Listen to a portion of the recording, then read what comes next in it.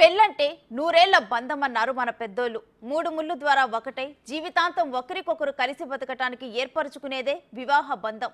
మరి అలాంటి పవిత్రమైన వివాహ బంధాన్ని పూర్తిగా విచ్ఛిన్నం చేసింది తమిళనాడు రాష్ట్రానికి చెందిన సంధ్య అనే ఓ వివాహిత.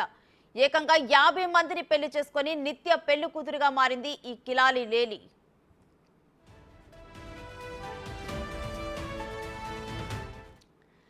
తమిళనాడుకు చెందిన ఈ కంత్రి వివాహిత సంధ్య వలలో చిక్కుకుంది చాలా మందే ఉన్నారు.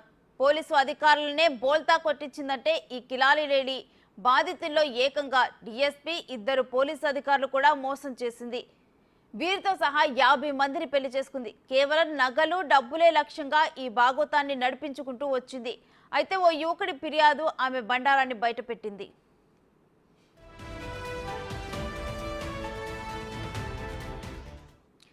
తమిళనాడు తిరుపూర్కి చెందిన ఓ యువకుడికి 35 సంవత్సరాలు వచ్చిన పెళ్లి కాకపోవడంతో డేట్ ద తమిళ్ వే అనే వెబ్సైట్లో చూసి సంధ్య అనే మహిళను పెళ్లి చేసుకున్నాడు. పెళ్లైన 3 నెలల తర్వాత ఆమె ప్రవర్తనలో మార్పులో అనుమానం వచ్చింది.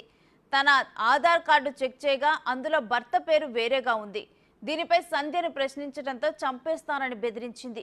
దీంతో ఆ యువకుడు పోలీసులను ఆశ్రయించాడు. యువకుడి ఫిర్యాదుతో పోలీసులు సంధ్యను అదుపులోకి తీసుకొని విచారిస్తే అసలు విషయం బయటపడింది. అప్పటికే సంధ్య ఒక డిఎస్పీ, ఒక పోలీస్ ఇన్స్పెక్టర్, మదురైలో మరో పోలీస్ అధికారి, కరూర్లో ఒక ఫైనాన్స్ అధికారితో సహా 50 మందికి పైగా పెళ్లిళ్లు చేసుకున్నట్లు తెలిసింది.